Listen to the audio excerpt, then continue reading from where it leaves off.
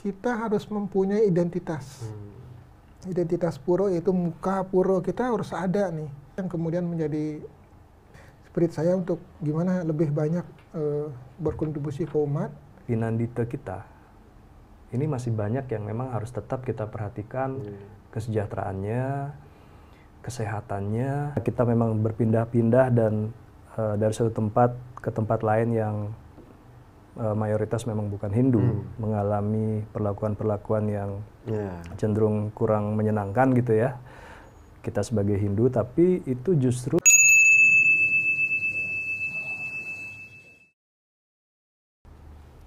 Om Swastiastu. Rahayu pemirsa Hindu Channel. Tentu saja pada hari ini kita jangan lupa bahagia, dan juga Hindu Channel akan menginformasikan kegiatan yang diadakan oleh Panitia Dharma Santi dan juga Hindu Channel. Tentu saja BUMN 2024 itu ada lomba cipta lagu. Nah, ini informasi ini menarik karena ternyata diundur, yang tadinya tanggal 10 pengumpulan karya diundur sampai tanggal 30 April. Jangan lupa daftarkan dan informasikan ke generasi Hindu kita. Dan pemirsa Hindu Channel, ini kita akan mendatangkan dua narasumber, sama-sama perantau semua kan gitu, yaitu Pak Sandi Primayudi. Om Swastiastu, Pak. Om Swastiastu, Om Swastiastu. Miko, sehat-sehat. Kalau Pak Sandi ini aslinya dari Bali. Saya asli Bali. NTT, Jakarta. NTT, Jakarta, masa Bali, kecil. Kembali lagi. Kembali lagi. Tapi masih di Jakarta. Iya. Kemudian Pak Komang Anom Darmestan. Om Swastiastu, Pak. Sering ketemu di Pura Tangerang. Ini semeton kita yang umat Hindu kita yang sangat bekerja keras untuk kegiatan ngayah nih, Pak. Kegiatan ngayah umat Hindu ini banyak sekali di Tangerang. Betul. Baru ada kegiatan satu, nambah lagi. Kemudian ketuanya itu Pak Ketujono juga kemarin ada kegiatan program 1000 candi lagi. Di Jawa Timur. Itu nikmat ya, Pak ya. Nah, Pak, ini kita akan diskusi tipis-tipis, Pak, tentang pengalaman menjadi tokoh Hindu lah gitu, mungkin ya bisa dikatakan tokoh Hindu di BUMN lah itu, walaupun beliau-beliau tidak mau dibilang tokoh, tetapi tentu kita sebagai generasi Hindu melihatnya beliau akan bisa menginspirasi kita semua. Nah, mungkin Pak Sandi, Miko ingin tanya nih, Pak, karena Miko juga merasa jadi minoritas kan. Mungkin kalau Pak Sandi apalagi pernah kecil di NTT, mungkin ada cerita-cerita sedikit tentang kegiatan hidup dalam menempah diri kan gitu. Gimana Pak Sandi? Ya, makasih Mas Miko. Ya, memang masa kecil saya Astungkara penuh warna dan sangat menarik ya. Tadi Mas Miko sempat nyampaikan memang di waktu kecil itu saya pindah-pindah, Mas, mengikuti orang tua yang memang bertugas sebagai PNS. Jadi saya waktu TK itu di NTT, di Bajawa, daerah yang sangat-sangat waktu itu memang sepi ya, dan sangat dingin di situ.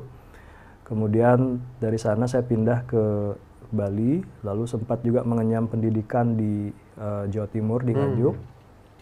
Lanjut kuliah ke Bandung dan akhirnya bekerja.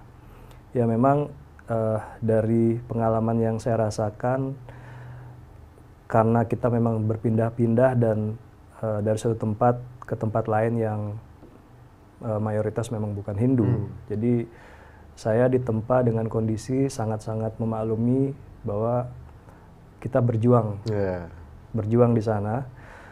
Dan mungkin pada beberapa kesempatan juga pernah mengalami perlakuan-perlakuan yang cenderung kurang menyenangkan gitu ya, kita sebagai Hindu. Tapi itu justru saya lihat menempa diri kita untuk bisa lebih tangguh lagi ya, Mas, untuk bisa tangguh menjalani kehidupan. Dan mungkin berbasiskan pengalaman itu, ada semacam panggilan dari dalam diri saya gitu, karena waktu kuliah pun saya juga ya Astungkara cukup aktif juga dalam kegiatan-kegiatan kerohanian gitu ya. Ada semacam panggilan dari dalam nurani bahwa kalau memang nanti suatu saat diberikan kesempatan gitu ya, dan juga ada ya peluang gitu, saya akan mencoba mendedikasikan hidup saya juga untuk membantu orang. Termasuk tadi mungkin saya juga melihat kondisi di lapangan itu kadang cukup memprihatinkan ya umat-umat kita. Nah itu yang menjadi salah satu motivasi bagi saya untuk bisa menjadi pribadi yang lebih baik lagi dan bisa berbuat lebih untuk orang banyak.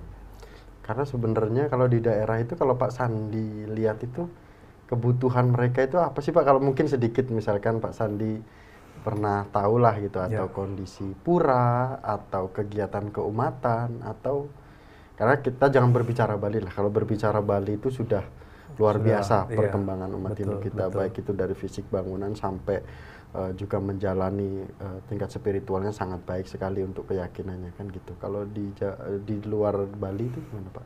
Iya Mas, memang kalau dari pengamatan saya ya, terjun ke lapangan atau ke daerah-daerah itu, modal utama yang mereka butuhkan sebenarnya motivasi ya. Motivasi, pendanaan jelas perlu ya, karena itu menjadi satu keniscayaan agar kita bisa melaksanakan kegiatan, peribadatan dan sebagainya. Tapi hal lain juga yang saya lihat bahwa motivasi ini, bahkan kita hanya sekedar datang menunjukkan bahwa kita punya kepedulian terhadap teman-teman atau saudara-saudara kita di pedalaman ini, mereka sudah sangat senang sekali gitu. Ya tentunya itu juga harus kita selaraskan dengan dukungan-dukungan dalam bentuk material juga ya pastinya ya. Jadi memang moral dan material harus sejalan sih Mas kalau saya lihat. Besok kapan-kapan Miko bisa bareng lah Pak sama Pak Sandi. Siap, Mas kalau Miko. Pak Sandi ke daerah. Siap. Gitu kan. Mas Karena Miko Hindu Channel juga sering-sering ke daerah juga Pak. Pak. Mas Miko malah udah ini banget ya, udah kemana-mana gitu. Astungkara Pak. Nah kebetulan Pak Sandi tidak sendirian di podcast kita pada hari ini di Hindu Channel. Kita juga bersama dengan Pak Komang Anom. Karena kita sering, mungkin Miko menganggapnya bahwa Pak Anom ini kok aktif sekali kegiatan di Tangerang gitu. Tapi di sisi lain kita tidak pernah dengar nih sebenarnya apa sih yang ada di unek-uneknya Pak Anom gitu kan, perjuangan umat Hindu Tangerang kan gitu. Nah kira-kira Pak Anom apakah ada esensi yang sangat menarik nih umat Hindu kita di Tangerang mungkin, karena Miko pernah ke Pura Tangerang itu dengar-dengar tadinya kan puranya di sini itu ada ini ya, gimana sih penjelasan menurut Pak Anom? Ya Mas Miko, memang saya di Tangerang itu masuknya sekitar 2012 lah ya, tinggal di Tangerang itu. Dari tadinya di Bandung, terus mulai kerja di Jakarta gitu ya. Terus habis itu udah mulai menikah, terus mau Banjar lah, di Banjar Tangerang kan, SDHD Tangerang. Jadi pada saat itu mungkin sekitar 400 kakak ya di Banjar Tangerang. Cukup banyak, tergolong cukup banyak, tetapi dengan pura yang mungkin boleh dibilang mungil juga gitu ya. Mungil dan posisinya agak, kalau orang Bali bilang itu kayak terkunci gitu ya, terkunci. Terkuncinya dalam artian hanya ada satu jalan kecil di sebelah kiri gitu ya, pintu masuk kecil. Jadi puranya itu dari luar pun tidak kelihatan. Nah kemudian itu pun kita, jalan kecil itu sebenarnya tanda kutip itu merupakan kebaikan dari yang punya tanah di sebelah gitu ya, sehingga kita masih diizinkan untuk bisa masuk melalui jalan itu. Nah pada saat itu tahun 2017-an lah kira-kira gitu ya. Pada saat itu pada saat itu sudah mulai aktif di kepengurusan Tangerang lah, mulai dari ketua sub gitu ya. Ketua sub, terus jadi dimasukkan sebagai salah satu panitia juga.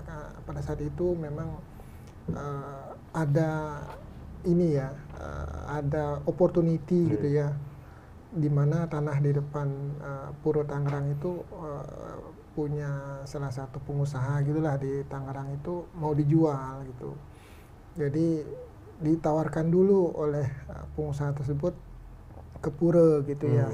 Beliau juga, kebetulan kami di Tangerang itu lokasi puranya boleh dibilang sangat bagus karena di situ sebelahnya ada wihara, ada ini juga, ada masjid juga gitu. Jadi dan kita di sana punya hubungan baik dengan masyarakat sekitar gitu ya, sehingga pengusaha tersebut menawarkan dulu nih, nggak ditawarkan ke komersial gitu ya. Dan dulu kalau misalnya ini teman-teman atau semeton yang di Puro Tangerang ini mau beli, kami prioritaskan katanya. Terus kami diminta tolong kasih jawaban mau apa enggak beli puronya, dan beli lahan itu ya. Beli lahan itu, dan kalau misalnya mau kami akan offering gitu kan, tawarkan berapa gitu kan, dan jangka waktu pelunasan segala macam. Pada saat itu ya malam-malam lah diundang lah semua kita ya, para pengurus itu. Ini gimana nih tanah lahan di depan mau dijual, kita mau beli apa enggak? Kira-kira harganya sekitar pada saat itu penawaran awalnya 14 miliar penawaran awal. Nah, yang kita pertimbangkan pas itu, pertimbangan utama adalah kita harus mempunyai identitas. Identitas puro, yaitu muka puro kita harus ada nih. Kalau mau kita orang dikenal puronya, maka kita harus berani mengekspos puro itu. Dan cara mengekspos puro itu satu-satunya cara bagi kita itu adalah kita bisa membeli lahan itu. Tapi memang hambatannya harganya memang mahal. Pada saat itu memang keberanian dari pengurus untuk kita beli. Caranya kita pikirkan belakangan. Mudah-mudahan modal nekat dulu ya. Ide Sanyang Widiwasa dan Betar-Betari yang Beling di Puro Kertajaya memberikan jalan kan seperti itu. Itulah mulai saya melihat bahwa kita memang mempunyai kesulitan dari sisi pendanaan gitu ya. Pendanaan dari sisi infrastruktur gitu ya puro, ketika kita akan memperluas puro, karena ini kan generasi kita Hindu makin banyak. Nah, generasi kita makin Hindu makin banyak, dengan kondisi puro yang sekarang sepertinya tidak akan muat gitu lah ya. Tidak akan muat, maka diperlukan perluasan puro di satu lokasi, bahkan mungkin memunculkan puro baru di lokasi yang lain sebagai sarana peribadahan umat gitu kan, seperti itu. Nah, itulah yang kemudian menjadi semangat, spirit gitu ya. Spirit saya untuk gimana lebih banyak berkontribusi ke umat. Dan Asutokaro pada saat itu ya saya kebetulan cukup aktif juga dari menggalang dana bersama Pak Wayan Suseno mungkin, yang pada saat itu sekarang menjadi Dewan Pengarah di Dharma Santi BUMN gitu ya, sama beliau juga itu, dan beberapa panitia juga dari Tangerang juga masuk di situ. Kita mengadakan acara One Night in Bali yang di Tangerang, artis-artis datang, kemudian juga sponsorship dari segala macam. Asutokaro berkat anugerah dari Ide Sanyang Widiwasa itu berjalan. Kita bisa dapat bisa dapat 10 miliar itu kita dapat, umat juga sangat responsif.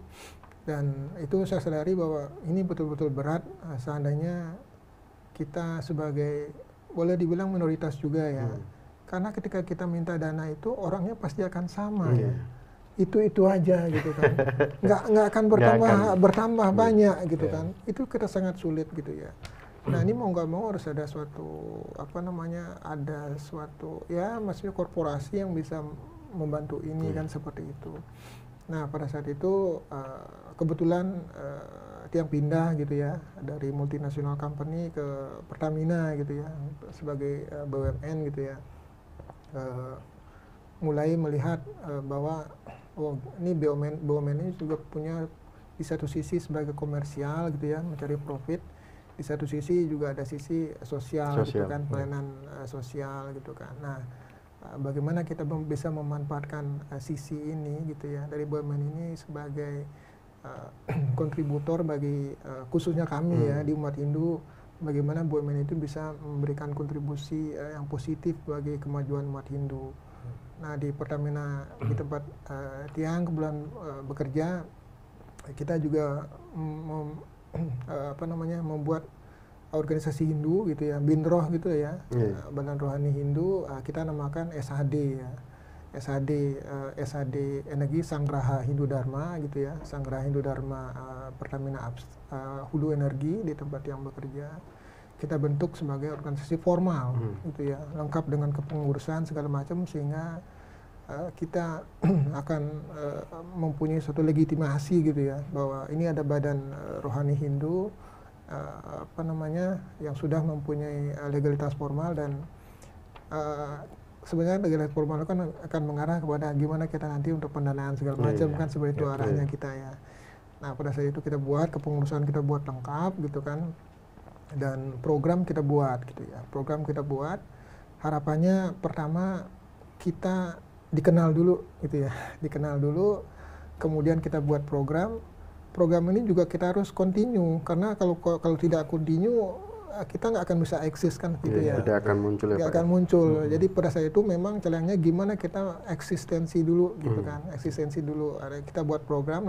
Nah jadi kita buat program itu, akhirnya kita buat program sebulan sekali ada Dharma Wacana gitu ya, dengan mengundang beberapa narasumber Hindu. Itu biasa kita agendakan di awal bulan. Tiap hari Jumat kita online gitu ya, berhubung teman-teman kami di Upstream tersebar di seluruh area migas gitu ya. Yang di Jakarta malah sedikit, jadi kita adakan secara online, tapi tetap tiap bulan, ditambah dengan kunjungan ke ke pura-pura yang ada di Jabodetabek dulu kita targetkan, sambil memberikan punya baik kepada pura itu sendiri maupun peseraman-peseraman yang ada, seperti itu. Jadi memang kami harapkan di Pertamina ini bisa banyak memberikan kontribusi, dan ketika ada Dharma Santi BUMN ini artinya udah ke BUMN secara global ya, naik ke tingkatannya, bukan hanya di Pertamina tetapi aja teman-teman kami di Telkom seperti Pak Sandi, teman-teman kami di Garuda, di BNI, BRI, Mandiri segala macam, PTPN itu ikut bergabung gitu ya, BUMN secara keseluruhan. Jadi artinya skop kita yang tadinya mungkin hanya di Pertamina, mungkin hanya di Telkom, ketika digabungkan menjadi BUMN akan menjadi besar, lebih besar ya sekarang. Nah kemudian Pak, ini menarik sekali pemirsa channel yang disampaikan Pak Anom tadi terkait dengan kalau Pak Sandi tadi itu dulu itu pada masa anak kecil itu memang nggak pede lah, kita sudah minoritas kan gitu. Tapi ternyata ada kekuatan dari apa yang disampaikan Pak Sandi itu, sehingga kontribusi kepada umat saat ini sudah bisa dirasakan, karena dulu kan penempahan dirinya luar biasa. Kemudian umat Hindu Tangerang membuktikan itu. Mustahil kan gitu bisa 10 miliar bisa bisa selesai dalam 6 bulan. Tapi di sisi lain ternyata kedua tokoh kita atau kedua narasumber kita pada hari ini, Pak Sandi itu juga aktif dalam kegiatan Dharma Santi BUMN 2024, juga Pak Komang Anom juga. Ternyata Pak Komang Anom sebagai koordinator regional. Nah, sebenarnya kami ingin tanya dulu ke Pak Anom secara singkat dulu nih Pak, sebelum ke Pak Sandi, karena seharusnya ini kan memang harus dijawab Pak Anom dulu. Regional maksudnya ini seperti apa Pak? Maksudnya koordinator regional ini di dalam kegiatan Dharma Santi BUMN 2024 ini maksudnya apa? Ya, oke Mas Miko. Memang Dharma Santi BUMN 2024 ini kan ini Dharma Santi yang kedua ya, BUMN. Jadi tahun lalu juga sudah dilakukan, dan jadi tidak hanya dilakukan terpusat di Jakarta gitu ya. Jadi dilakukan di beberapa regional seperti yang tahun lalu di Medan, di Bali, di Lampung segala macam. Nah, kemudian yang Dharma Santi 2024 ini formatnya memang sedikit berbeda, tetapi tetap ada beberapa rangkaian acara dilakukan di regional. Nanti menuju puncaknya Dharma Santi Nasional, Dharma Santi BUMN 2024 yang di Taman Mini nantinya. Nah, sehubungan dengan adanya beberapa acara di regional gitu yang akan lakukan sebagai rangkaian dari Dharma Santi BUMN 2024 ini, maka diperlukan ada suatu koordinator gitu ya, koordinator regional yang bisa mengkoordinir atau mengkoordinasikan semua kegiatan-kegiatan acara yang ada di daerah seperti itu. Nanti itu akan dikoordinir oleh regional. Di masing-masing regional pun ada koordinator masing-masing kan, seperti itu ya. Nanti kita koordinasikan acaranya apa, kemudian ini nanti bentuk bantuan kah atau bentuk kegiatan apa yang akan lakukan, kemudian koordinasi nanti dengan PHDI setempat segala macam. Nah, itu kan perlu dikoordinir oleh regional setempat, tetapi tetap kami sebagai koordinator regional itu yang akan menghubungkan semuanya seperti itu. Karena kegiatan-kegiatan di daerah itu seperti Bali dan juga Lampung, Jawa Timur, betul. Kemudian juga di di Jakarta. Balikpapan. Jadi untuk tahun 2024 ini regional wilayah yang akan dilakukan rangkaian kegiatan Dharma Santi BUMN itu yang pertama itu adalah di Jakarta tentunya ya. Jakarta itu sebagai awal start, makanya kita di Tangerang itu kita matur piuning gitu ya. Di Tangerang tanggal 24 Maret kemarin itu kita matur piuning sebagai ini kita lah permohonan kepada Ida Sang Hyang Widi Wase agar semuanya berjalan lancar, semua rangkaian.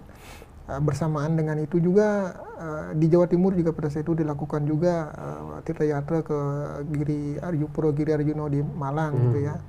Jadi kegiatannya di Jakarta tentunya, kemudian yang kedua di Jawa Timur, kemudian yang ketiga ada di Lampung. Kemudian yang keempat adalah di Bali, yang kelima di Medan lebih bersifat support seminar gitu ya. Dan keenam ini yang mungkin akan menjadi mungkin tahun depan bisa menjadi tuan rumah gitu ya, yaitu Balikpapan IKN gitu ya. Nah ini di IKN ini yang akan menjadi ibu kota baru kita juga akan lakukan kegiatan. Jadi di IKN itu kebetulan salah satu kabupaten terdekat di situ adalah Penajam Pasir Utara gitu ya. Penajam Pasir Utara kebetulan sudah ada umatnya 60 kakak gitu ya. Dan mereka baru punya pura kecil di situ. Nah itu akan kita rencananya akan kita berikan bantuan sambil kita akan meninjau lokasi pura di IKN yang katanya akan dipusatkan di ibadah center gitu ya. Jadi kita akan menuju ke sana. Itu kira-kira lokasi-lokasi atau wilayah-wilayah yang akan dilakukan rangkaian kegiatan BUMN 2024. Nah, Pak Komang sudah menyinggung tadi terkait dengan kegiatan di berbagai daerah, apalagi yang pertama itu dilakukan untuk awalnya itu di Jakarta. Nah, kebetulan kami langsung juga mengundang Pak Sandi nih sebagai regional di Jakarta. Gimana nih Pak rasanya untuk awalan kan gitu, Pak Sandi? Astungkare lancar sih, tapi kegiatannya itu boleh disampaikan dan rasanya ini pertama kali harus diuji cobakan, walaupun sudah tahun lalu sudah ya Pak ya, tapi betul, ini Mas. Perdana di Jakarta. Gimana Pak? Makasih Mas Miko. Ya seperti disampaikan Pak Komang Anom tadi, memang Jakarta ini sebagai milestone awal ya dari seluruh rangkaian kegiatan Dharma Santi BUMN di tahun 2024 ini. Dan Astungkare beberapa kegiatan memang sudah selesai dilaksanakan. Diawali tadi dengan kegiatan Tirta Yatra dan bakti sosial ya di Pura Agung Kertajaya Tangerang. Karena kita tidak hanya sekadar untuk matur piuning atau mondo restu agar acara berjalan lancar, tapi kita juga pengen hadir di sana dan bisa berkontribusi juga terhadap umat yang ada di Banjar Tangerang. Maka dari itu kemarin kegiatannya kita rangkaikan juga dengan penyerahan bantuan untuk pasraman Hindu yang ada di lingkup Provinsi Banten ya. Kita juga memberikan pelayanan kesehatan gratis untuk para pinandite, kemudian serati, ini ya seksi upakara juga ya Pak Komang di Pura Agung Kertajaya Tangerang. Tak lupa kita juga menyantuni adik-adik yatim piatu kita ya melalui Yayasan Yapindu Anata Nusantara. Kita juga mensupport punya pembangunan untuk pura dan juga panitia Puja Wali. Kemudian di tanggal 27 Maret 2024 kemarin kita juga telah melaksanakan kegiatan Dharma Wacana secara daring, melibatkan seluruh entitas BUMN di seluruh Indonesia ya. Cukup banyak peserta yang hadir dan sangat antusias, dan kita juga mengundang Direktur Urusan Agama Hindu Bapak Gusti Sunarte sebagai narasumber. Ke depan masih ada beberapa tahapan kegiatan lagi yang akan kita laksanakan gitu ya. Yang pertama nanti di tanggal 5 Mei kita akan melaksanakan kegiatan yoga massal, kemudian donor darah dan pelayanan kesehatan gratis juga di Pura Agung Taman Sari Halim. Lalu kita juga akan melaksanakan kegiatan resiatnya berupa pemberian tali asih kepada 450 pinandite di area Jakarta, Jawa Barat, dan Banten. Cukup banyak ya. Mereka selama ini selalu sebagai pilar terdepan lah dalam melayani umat. Kemudian juga, nah ini berkolaborasi dengan Hindu Channel, kita juga mengadakan kegiatan atau kompetisi Cipta Lagu Rohani Hindu ya, Mas Miko, yang sejatinya nanti pemenangnya akan kita umumkan di acara puncak dan kita berikan kesempatan juga untuk tampil. Ini luar biasa ya program dari Hindu Channel yang kita garap bareng nih, karena tentunya ini juga akan merangsang kreativitas dari generasi muda kita gitu, dan kita harapkan bisa berkelanjutan terus. Dan tentunya nanti kita akan full support di gelaran acara puncak ya di Taman Mini Indonesia Indah tanggal 12 Mei 2024 ini, yang rencananya akan dihadiri oleh 2 menteri langsung, Pak Erick Thohir dan Menteri Agama, Pak Yakut ya. Mudah-mudahan bisa berjalan dengan baik. Hal itu pun sama disampaikan oleh Ketua Panitia Dharma Santi BUMN dan juga sesi bidang acara kemarin. Mas. Tapi pada saat wawancara di topik sebelumnya itu saya tekankan Pak Sandi ke bidang acara, karena kan beliau nih nanti yang memastikan kan itu datang atau enggak gitu. Ternyata beliau optimis dan yakin kedua menteri kita akan hadir. Ini kan sebuah kebanggaan juga bagi umat Hindu yang terutama panitia Dharma Santi kan gitu Pak, supaya maksimal kan gitu. Nah, juga ada sedikit Pak Sandi mungkin yang bisa disampaikan, apakah memungkinkan juga kegiatan Dharma Santi BUMN ini kegiatannya juga berkaitan dengan peningkatan SDM kan gitu. Apakah sudah berjalan atau memang rencana target tahun depan atau seperti apa Pak Sandi? Ya, sebelum ke Pak Anom. Makasih Mas Miko. Ya, kita meyakini bahwa pembangunan Hindu itu tidak semata-mata hanya pembangunan infrastruktur saja tentunya. Harus dibarengi dengan pembangunan sumber daya manusianya. Karena itu juga menjadi satu komponen yang sangat-sangat fundamental ya. Ya, tentunya dalam rangkaian kegiatan ini, pembinaan sumber daya manusia juga kita jadikan sebagai salah satu program utama malah. Ya, salah satunya adalah tadi dengan kita memberikan santunan terhadap pasraman-pasraman Hindu yang ada di area Banten ya. Harapan kami adalah pembinaan karakter itu kan sejatinya memang harus dimulai dari dini ya. Anak-anak kita ini harus kita bekali dengan pondasi yang cukup agar bisa meningkatkan keimanan dan menjadi insan Hindu yang ya bisa kita bilang dharmika lah ya. Nah itu salah satunya tentu bisa dimulai dari pasraman. Pasraman ini salah satu vehicle kita lah untuk memungkinkan kegiatan pembinaan karakter dan kerohanian Hindu ini bisa berjalan. Itu satu hal Mas Miko. Jadi kita menjadikan pasraman ini sebagai salah satu tulang punggung kita yang akan kita support juga. Plus juga sumber daya manusia tadi kaitannya dengan adik-adik kita yang yatim ya. Nah itu juga tentunya menjadi prioritas kita juga. Karena mereka inilah generasi-generasi muda kita di masa depan nih yang akan melanjutkan. Dan mungkin tadi yang sempat saya sampaikan bahwa motivasi kita perlu berikan ke mereka, bahwa mereka sadar mereka tidak sendiri. BUMN juga harus hadir di situ. Dan nah kegiatan ini Astungkara menjadi salah satu inilah ya media atau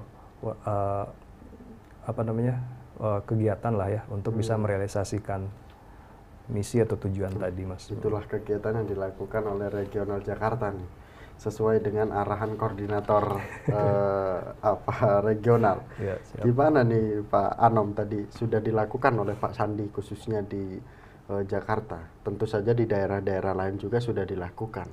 Nah yang menjadi poin akan saya tanyakan adalah bagaimana Bapak bisa mengatur waktu untuk bisa komunikasi dengan antar regional ini agar sesuai dengan harapan, kan seperti itu. Apalagi harapan dari kegiatan Dharma Santi BUMN 2024 ini benar-benar bisa dirasakan oleh semua umat Hindu khususnya seperti itu.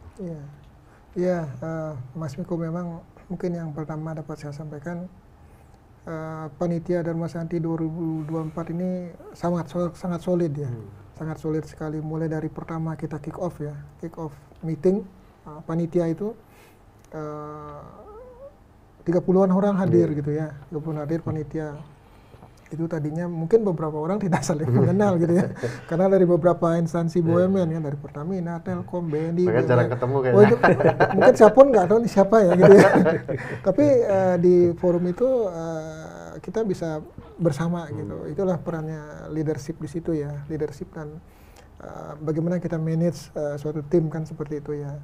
Dan pada saat kick off awal memang semuanya udah secara garis besar planningnya itu sudah kita punya gitu ya. Planningnya kita punya dan plus hasil evaluasi tahun lalu gitu ya. Jadi karena ini kan memang yang kedua, hasil evaluasi tahun lalu pun kita jadikan suatu proses improvement gitu ya, improvement di tahun 2024 ini. Nah untuk yang regional memang kebetulan saya yang ditunjuk sebagai koordinator regional, jadi yang kita lakukan itu adalah yang pertama ini kita nunjuk siapa nih koordinator di masing-masing regional kan seperti itu ya, seperti misalnya Beli Sandi di Jakarta, kemudian Jawa Timur ada Pak Putu Sukedano dari Pelindo, di Lampung ada Pak Winarno sama Pak Sukro di Lampung, kemudian di di Bali ada Pak Made Ariano dari PLN. Nah di Balikpapan nih tadinya teman di Pertamina, tetapi ada karena memang Pertamina lagi kilang lagi akan sibuk gitu ya dengan karena akan ada peresmian untuk kilang baru Balikpapan yang sudah ditingkatkan kapasitasnya, ada peresmian nanti Bapak Presiden. Yang Balikpapan kecuali saya remote dari Jakarta gitu ya, koordinator regional, tetapi nanti saya minta tolong mobilisasi massa di Balikpapan pada saat acara gitu, kecuali Balikpapan regional tetap kami remote. Nah kami saya sendiri bagi waktu gitu ya, bagi waktu gimana kita manage, bikin WAG kan gitu ya, untuk WA group untuk masing-masing regional untuk koordinasi acara segala macam. Kita melakukan meeting panitia itu seminggu 2 kali. Selasa dan Jumat. Biasa kita lakukan Selasa dan Jumat. Kita akan tetap memonitor segala kegiatan regional. Kita punya kalender of event gitu ya. Kita sebarkan ke teman-teman kalender event kita minggu ini apa yang terdekat, persiapannya seperti apa. Kira-kira planning kita masih on target, on schedule atau ada perubahan rencana gitu. Seperti misalnya kemarin ternyata Jawa Timur perubahan rencana dari tadinya Madiun, tiba-tiba ada informasi terkini Madiun kita tidak bisa mendapatkan izin untuk pengumuman pura seperti itu. Jadi harus kita switch kunjungan kita ke area Ngawi misalnya gitu ya, karena Madiun. Kemudian di KN juga, KN karena nggak ada koordinator, mau nggak mau saya harus kontak orang pihak di sana untuk koordinasi untuk acara segala macam, karena memang transportasi agak cukup lengkap di sana, maksudnya udara, darat, laut itu KN harus dapat. Nah seperti itu, jadi memang ini kita di tim ini sangat kompak sekali ya, di bawah ketuanya Pak Nyoman Murah Widiatnyano, kemudian dari PLN beliau, dan juga dari Dewan Pengarah ya, Pak Wayan Suseno, Pak Sukarmen, Pak Harjawan, Pak Agung Darmawan, itu kita sangat solid sekali di situ. Beliau-beliau yang di pengarah juga memberikan pengarahan kalau misalnya kita agak ada sedikit misalnya ada yang perlu diperbaiki atau misalnya ada perlu diimprove ya, beliau memberikan masukan-masukan kepada kami gitu ya, dan saya sebagai direktur regional juga selalu memantau aktivitas yang ada di wilayah gitu ya. Di Astungkara sekarang sudah bisa jalan gitu ya, di Jakarta, kemudian Jawa Timur jalan, di Lampung juga hari ini mulai jalan, dan nanti juga kita tidak jalan sendiri juga gitu, karena ada beberapa kegiatan itu kerjasama dengan PHDI ya, PHDI setempat. Misalnya di Lampung nanti Dharma Santi Lampung juga kami di BUMN diminta ikut kontribusi gitu ya. Kemudian di Medan ada seminar stunting gitu ya, yang dilakukan oleh PDI Medan gitu, Provinsi Sumatera Utara. Kami juga diminta ikut kontribusi, dan kemudian Darmasanti yang di Jawa Timur nanti kami juga diminta ikut kontribusi, dan terakhir tentunya Darmasanti Nasional ya. Darmasanti Nasional yang akan dilakukan tanggal 25 April ini di Jakarta di Puro Cijantung. Kami juga akan turut hadir BUMN untuk berkontribusi untuk kesuksesan Darmasanti Nasional tersebut. Nah, kemudian Pak Anom yang menarik tadi disampaikan terkait dengan koordinasi dengan regional-regional di daerah. Saya tahu Pak Anom ini orangnya jujur nih Pak, tapi ini ada pertanyaan yang ingin lebih jujur lagi gitu Pak. Gimana sih perasaannya gitu kan mengatur apa yang ada di daerah-daerah nih? Kalau boleh jujur, capek nggak sih kan gitu? Kalau terus ada pertanyaan lagi, susah nggak nih ngatur yang ada di daerah-daerah kan gitu Pak? Jujur nih Pak. Apalagi kemarin narasumber kita yang kedua dan yang pertama juga menyampaikan, kami ini sibuk sebenarnya kan gitu. Tapi ada aja kegiatan gini, tapi ya di sisi lain katanya ini demi umat kan gitu. Seperti apa Pak? Betul. Ini terus terang aja saya pertama masuk di panitia Darmasanti BUMN tahun lalu, saya kebetulan belum masuk.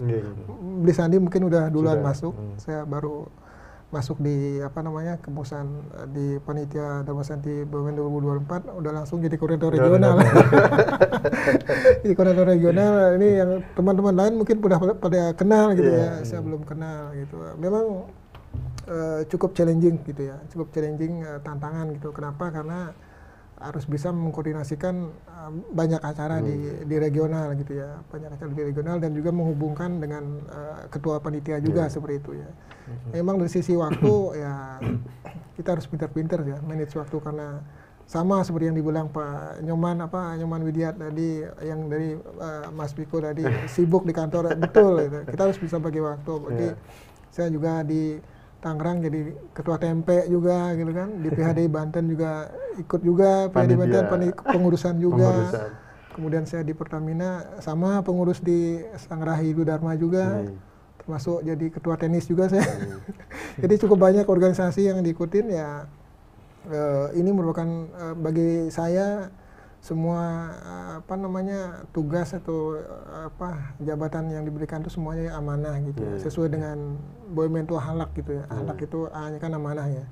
Dengan kompetensi yang kita miliki ya kita dipercaya lah gitu ya, dipercaya, dan amanah untuk memegang itu kita harus bisa mengembannya dengan baik, dengan segala tanggung jawab, dengan segala tugas kita harus lakukan, dan yang utamanya ini kan demi umat Hindu ya, demi kemajuan umat kita.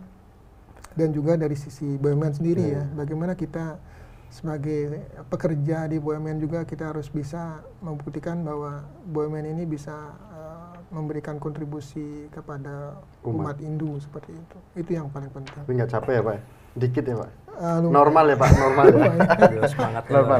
Nah, Pak Sandi nih, mungkin beliau mau bilang capek atau bilang susah koordinasi dengan regionalnya karena ada Pak Sandi nih, kan gitu ya di Jakarta. Nah, Pak Sandi, yang menjadi pertanyaan yang menarik ini adalah, ini kan kota besar nih, metropolitan gitu. Betul. Kan. Secara kegiatan keumat Hindunya itu sudah, secara kualitasnya sudah sangat baik lah gitu dibandingkan daerah lainnya. Nah, gimana nih Pak Sandi bisa mengatur kegiatannya kan gitu, apalagi secara tingkat pendidikannya dan lain sebagainya. Sebagai regional Jakartanya biasa aja atau gimana nih Pak? Kan beda sama daerah lain kan gitu. Iya, betul Mas. Ya, sama sih dengan Pak Komang. Pada prinsipnya ini kita anggap sebagai amanah yang harus kita kerjakan dengan sebaik-baiknya ya. Dan ini nyambung dengan yang saya sampaikan di awal tadi Mas Miko. Dalam diri saya pengen berkontribusi lebih nanti bila diberikan kesempatan ya. Astungkare bisa mengabdi di Telkom, dan di Telkom sama juga dengan Pak Komang, saya juga diberikan kepercayaan untuk mengurus Bindro Hindu Telkom Group yang anggotanya sekitar 400-an orang. Tersebar dari berbagai regional dan juga anak-anak perusahaan. Nah, Jakarta ini memang menarik ya. Menarik karena Jakarta bagi saya pribadi itu merupakan barometer ya, barometer dari kemajemukan umat Hindu Nusantara. dan khususnya di umat Hindu BUMN lah ya. Karena mungkin sebagai basis populasi terbesar kedua lah ya tentunya setelah Bali, Hindu BUMN di Jakarta ini. Kita ini berasal dari berbagai etnis, berbagai suku, berbagai daerah dan latar belakang yang bermacam-macam lah. Namun justru menariknya ini menjadi simbol dari kebinekaan itu sendiri.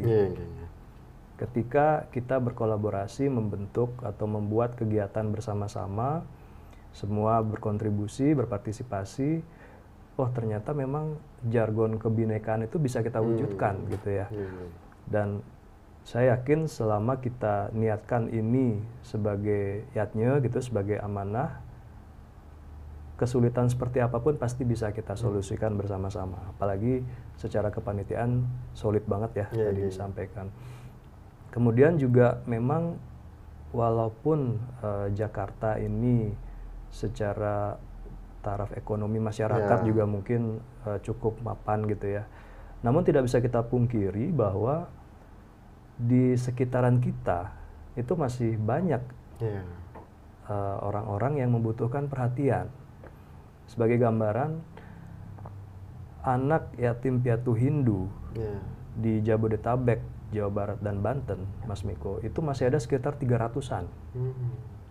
Jadi memang anak-anak ini yang kita perlu dorong terus agar motivasinya terbangun dan mereka juga bisa bersemangat ya.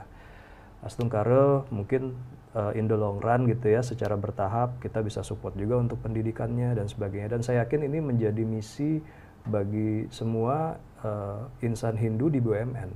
Kita bisa lakukan ini secara bersama-sama. Kemudian tentunya juga Pinandita kita.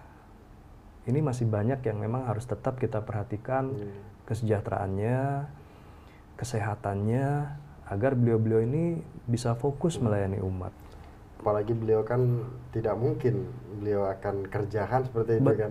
Kalau misalkan sampai beliau kerja, akhirnya umat sendiri yang berdampaknya kan. Betul Pak, betul Mas. Kemudian ada pertanyaan lagi Pak Sandi, apa yang perlu ditingkatkan kalau di Jakarta kira-kira kan gitu? Kalau di daerah kayaknya jawaban banyak deh Pak. Kalau di Jakarta apa nih Pak? Iya, kalau di Jakarta menurut saya sih memang tadi ya kepedulian kita terhadap anak-anak di yatim piatu ini tetap harus kita jadikan sebagai salah satu misi kunci lah ya. Karena tadi ya kuncinya adalah pengembangan sumber daya manusia. Mungkin secara keseluruhan infrastruktur keumatan di Jakarta area ini sudah cukup baik ya. Pura-pura kita sudah cukup representatif. Tadi juga Pak Komang cerita gimana perjuangannya merealisasikan itu ya, renovasi di Pura Tangerang dan sebagainya. Menurut saya tetap pembinaan SDM ini masih menjadi PR kita bersama Mas. Dan memang Dharma Santi ini menjadi salah satu wadah untuk tidak hanya merepresentasikan kehadiran BUMN, tapi juga merangsang partisipasi aktif dari karyawan-karyawan Hindunya gitu ya. Bahwa ternyata melalui media ini kita bisa kolaborasi bersama, kemudian berkontribusi sesuai dengan kemampuan dan porsi kita masing-masing.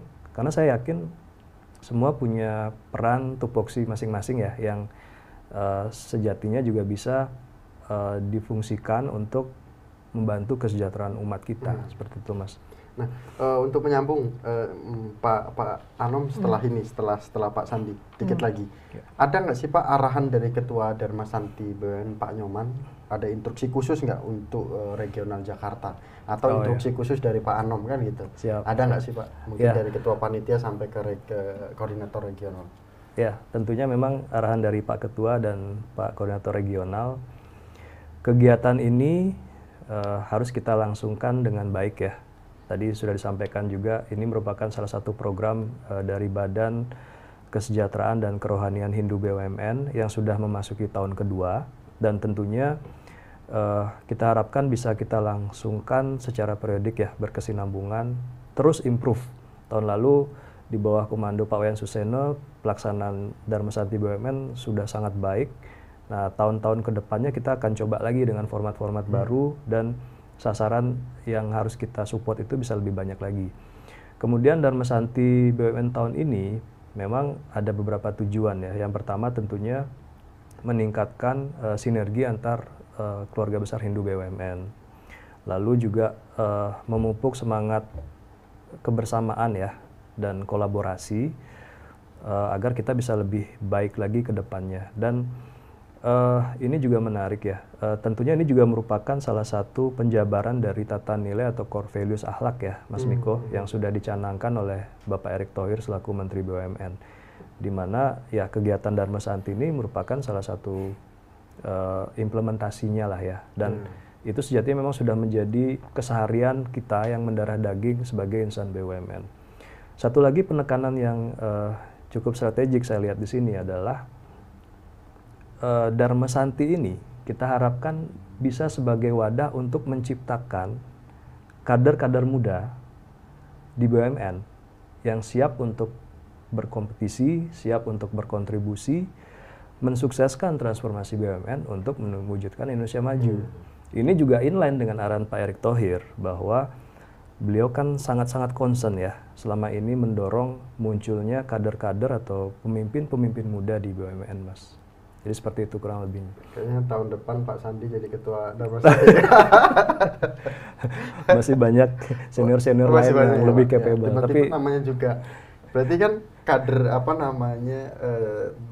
kegiatan Dharma Santi BUMN tahun 2023 itu mengkader, penyebutannya mengkader, kemudian muncul Pak Nyoman. Nah tahun ini juga mengkader, nanti muncul Pak Sandi kan gitu. Dan atau beliau Pak Anom juga kan gitu, atau Pak Anom kan gitu. Iya.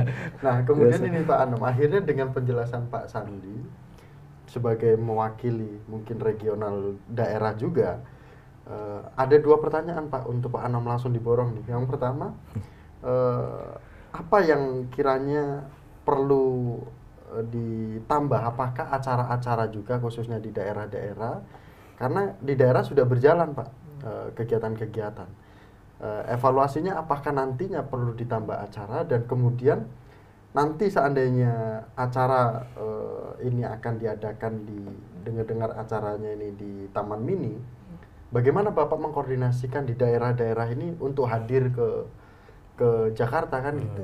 Kalau seandainya tidak hadir gimana solusinya kan gitu Pak? Ya, Mas Miko, terkait dengan acara di daerah ini memang kalau dibandingkan dengan tahun lalu memang lebih sedikit daerahnya ya di area kegiatan. Tetapi kita tidak melihat bahwa hanya daerah itu yang dilakukan rangkaian kegiatan Dharma Santi BUMN, tetapi dari awal itu kita sudah istilahnya sudah mempunyai komitmen bahwa Dharma Santi BUMN 2024 akan lebih banyak bisa menjangkau atau lebih banyak memberikan bantuan, jangkauannya lebih luas dibandingkan dengan 2023. Walaupun kegiatan pelaksanaan acaranya lebih sedikit ya areanya, tetapi bantuan kita lebih luas dapat dirasakan oleh semua umat seperti itu ya. Nah, kemudian di samping juga dengan jangkauan komat pun jenisnya pun akan kita lebih perbanyak gitu ya. Misalnya tadi juga sempat disampaikan bahwa ada ke Pinandite, kemudian Pasraman, ke pura-pura dan ke yatim piatu, termasuk juga pembangunan beberapa pura-pura baru juga gitu ya. Nah ini kedepannya juga Dharma Santi ini juga menjadi semacam media gitu ya untuk kita mengidentifikasi gitu ya wilayah-wilayah mungkin kayak Jawa Timur yang paling kenceng sekarang ini Jawa Timur. Dari segi istilahnya banyak muncul kantong-kantong umat baru gitu ya. Terus ada pembangunan 1000 candi juga di Jawa Timur. Itu juga menjadi semacam identifikasi kami untuk kedepannya. Wah ini banyak kita berikan bantuan misalnya ya, karena misalnya umat Hindunya akan makin banyak gitu ya. Atau di satu daerah, oh ini kok minim ya, apa perlu kita perbanyak bantuannya untuk lebih meningkatkan kepedulian kita gitu ya. Apa kita karena nggak melihat mereka seperti itu. Jadi dengan adanya koordinator wilayah di regional itu, kita anggap beliau-beliau ini kan lebih tahu ya kondisi di daerah seperti apa. Harapannya bisa menyampaikan kepada kami yang di regional atau di Jakarta, bisa mengidentifikasi nanti itu terrefleksikan di dalam kegiatan acara apa yang akan dilakukan di masing-masing wilayah, kemudian bantuan apa yang diberikan dan nominalnya berapa, seperti itu. Itu yang sangat kita inginkan gitu ya dengan acara Dharma Santi ini, karena memang kami di pusat di Jakarta seperti itu mungkin kami kurang banyak mendapatkan informasi, dan Dharma Santi ini salah satu wadahnya gitu ya. Harapan kami ke depan sih daerah-daerah itu kami kalau misalnya memungkinkan akan banyak dilakukan Dharma Santi, tetapi yang kami fokus adalah bagaimana kegiatan Dharma Santi BUMN ini dapat memberikan manfaat yang seluas-luasnya gitu ya kepada masyarakat di daerah tentunya, dan setiap golongan, setiap area itu bisa kita berikan bantuan dengan baik ya, walaupun misalnya nominalnya lebih kecil dari tahun lalu, tetapi distribusinya kita perluas seperti itu, area kita perluas. Dan juga nanti pertanyaan kedua juga terkait dengan koordinasi nanti di Dharma Puncaknya itu, memang ada beberapa daerah kita akan lakukan seperti kita juga akan mengundang teman-teman di daerah untuk juga ikut ke Jakarta gitu ya. Tapi tidak semua kan Pak? Tidak semua gitu ya. Karena di Jakarta aja udah banyak gitu ya. Kita rencana undang tahun lalu itu Pak 3.000. 3.000 benar. Apalagi tahun ini misalkan sampai 4.000, gimana tempatnya gitu. Kita unggang mungkin perwakilan dari masing-masing BUMN yang ada di daerah mungkin ya. Kalau misalnya mereka available untuk hadir. Yang misalnya tidak bisa hadir, kami memfasilitasi kayak di Lampung ada nonton bareng gitu ya. Nobar, mereka sewa satu kantor atau area gitu untuk melakukan nobar dengan segala fasilitasnya. Ya kita fasilitasi mereka gitu ya, karena tidak bisa hadir di Jakarta. Berarti kegiatannya tidak harus hadir semua di sini ya Pak, tetap bisa juga secara online ya Pak ya. Betul secara online. Nah, Pak, ini lumayan juga kita diskusinya ini, karena lagi-lagi kegiatan Dharma Santi BUMN ini juga harus diketahui oleh umat Hindu, karena inilah yang Hindu Channel lakukan supaya umat Hindu bisa mengetahui lebih dalam seperti itu. Paling tidak ternyata program-programnya benar-benar kami rasakan, dan tentu saja di daerah nanti ada beberapa yang mendapatkan donasi akan kami undang di Hindu Channel Pak nantinya. Nah ini supaya benar-benar keberlanjutan kegiatannya benar-benar ada. Nah kemudian Pak Sandi nih, Pak, saya mau nanya sama Pak Sandi, lalu esensi dari kegiatan Dharma Santi ini supaya bisa benar-benar kita rasakan dari semua kalangan, baik itu anak-anak, pemuda hingga tokoh-tokoh kita Hindu, baik itu di BUMN maupun di luar dari BUMN, itu gimana Pak supaya esensinya benar-benar bisa dirasakan gitu, sekaligus memberikan pesan Pak kepada umat Hindu, kan gitu. Ya, makasih Mas. Ya jadi memang Dharma Santi ini kan esensinya menjadi suatu wadah ya, ajang untuk kita bisa saling mesimekrama ya, silaturahmi, saling memaafkan dan memupuk toleransi terus ya Mas, baik di internal Hindu maupun antar umat beragama.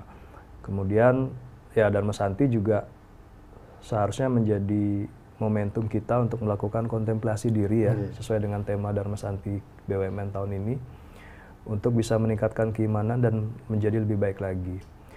Namun memang agar esensi ini juga bisa dirasakan oleh semua kalangan, konsep dari Dharma Santi kita adalah tidak semata-mata dari, oleh, dan untuk BUMN saja, tapi kita juga melibatkan partisipasi aktif dari masyarakat. Sebagai contoh, kemarin kita di Pura Agung Tirtajaya Tangerang ya, Tirtajaya Tangerang, panitianya itu tidak hanya dari BUMN, jadi dari masyarakat Banjar, panitia Puja Wali, bahkan pengisi acaranya pun dari adik-adik sana gitu ya. Jadi memang kita ini mencoba untuk membuat konsep agar semua juga bisa merasa memiliki event ini dan merasakan langsung benefit atau kontribusinya ya.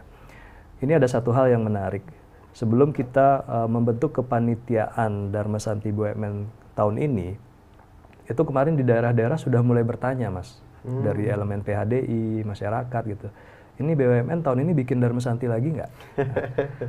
Nah, itu nanti ya Pak ya. Betul Mas. Jadi kita menganggap ini juga satu hal yang positif gitu, feedback positif bahwa memang event ini dinanti-nanti dan semua juga pengen ikut berkontribusi Mas. Tadi juga disampaikan kita selalu bersinergi juga dengan PHDI di masing-masing wilayah, lalu juga Panitia Dharma Santi Nasional dan seterusnya. Nah tentunya ke depan kegiatan-kegiatan untuk mendorong semangat dari anak-anak muda kita, anak-anak, remaja dan sebagainya juga harus terus kita dorong ya.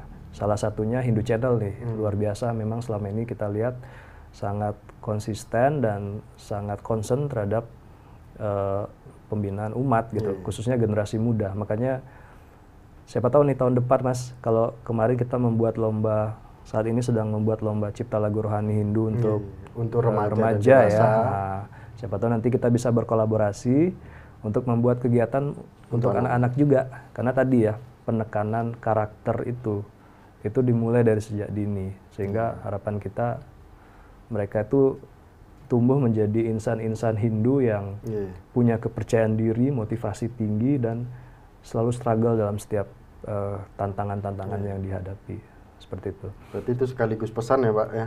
Betul. Nah satu lagi juga kegiatan ini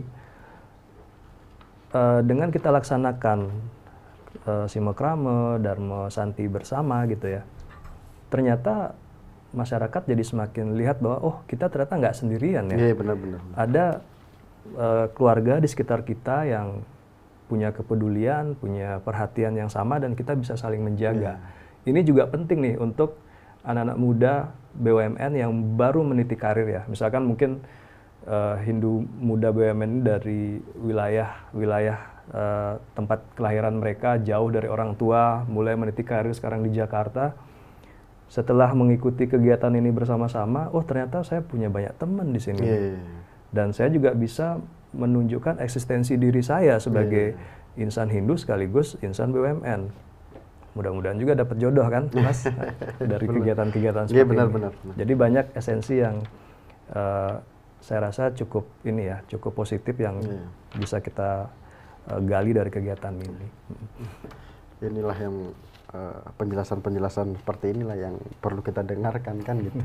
Nah, kemudian Pak Anom nih,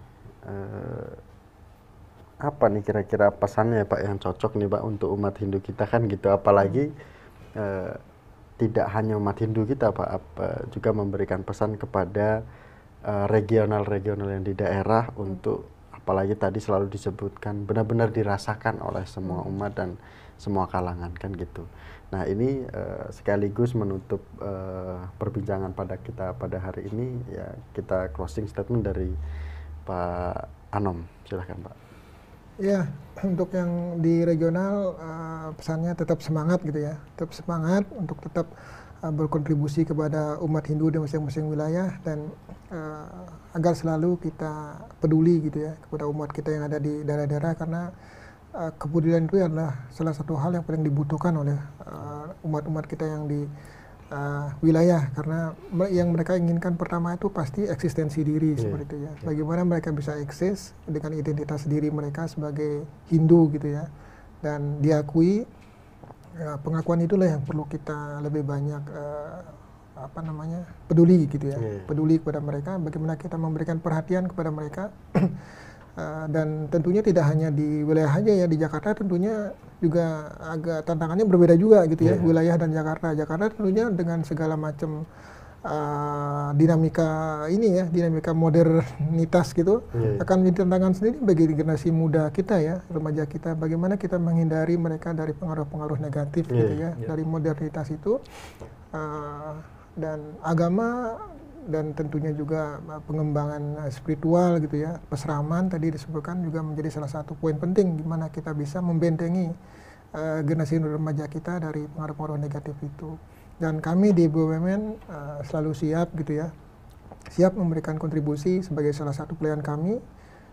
Kalau di BUMN kita kenal dengan istilah 3P gitu ya, profit, planet gitu ya, dan kemudian juga terkadang juga ada ESG ya, ESG environment gitu ya, sustainability goal juga yang perlu kita, governance juga kita perlu perhatikan, ada faktor S-nya sosial di situ, dan environment yang perlu kita perhatikan, dan itu merupakan salah satu kontribusi dari BUMN kepada masyarakat, dan khususnya kepada Hindu yang selalu tetap kami ingin harapkan dari BUMN adalah bagaimana BUMN itu memberikan kontribusi positif bagi Hindu, salah satunya melalui Dharma Santi BUMN 2024 ini, dan juga ke depan kami akan tetap dapat dijalankan, sehingga BUMN itu akan makin berasa bahwa BUMN itu untuk negeri, ya, BUMN itu bisa memberikan kemajuan bagi kita umat Hindu, dan tentunya apabila umat Hindu juga maju, itu pastinya akan mendorong kemajuan bagi Indonesia, gitu ya. Bahwa BUMN untuk negeri, BUMN untuk Hindu yang maju, dan BUMN untuk Indonesia yang maju. Itulah pemirsa Hindu Channel yang kita diskusikan pada hari ini bersama dengan Koordinator Regional Pak Komang Anom Darmestan, kemudian Pak Sandi Primayudi Regional Jakarta. Nah, dan juga terlepas dari diskusi kita pada hari ini, tentu saja mari pemirsa Hindu Channel bisa simak dan dilihat dan didengarkan tadi poin-poin apa saja yang mungkin bisa diterima oleh Bapak Ibu generasi Hindu pemirsa Hindu Channel pada hari ini. Dan tentu jangan lupa juga tetap subscribe Hindu Channel. Kemudian segera daftarkan lomba cipta lagu yang diadakan oleh Panitia Dharma Santi BUMN dan juga Hindu Channel, karena tadi disampaikan lagi yang mendapatkan juara itu akan ditampilkan di kegiatan puncak nanti pada tanggal 12 Mei 2024. Dan kami ucapkan terima kasih ke Pak Sandi, Pak Anom, sudah berbagi informasi tentang kegiatan BUMN. Sehat selalu, diperlancar kegiatan, dan kami sebagai generasi Hindu akan juga mengikuti arahan-arahan dan juga kegiatan-kegiatan positif di lingkungan kita semua. Dan terima kasih juga tentu saja atas support BUMN, Panitia Dharma Santi BUMN kepada Hindu Channel, kepada kegiatan-kegiatan umat Hindu di luar sana. Terima kasih juga pada Hindu Channel. Siap, Pak. Dan kami tutup Parama Santi bersama dengan Panitia Dharma Santi BUMN 2024. Parama Santi. Om Santi Santi Santi Om. Suksema Pak, sehat selalu. Suksema Pak, Rahayu.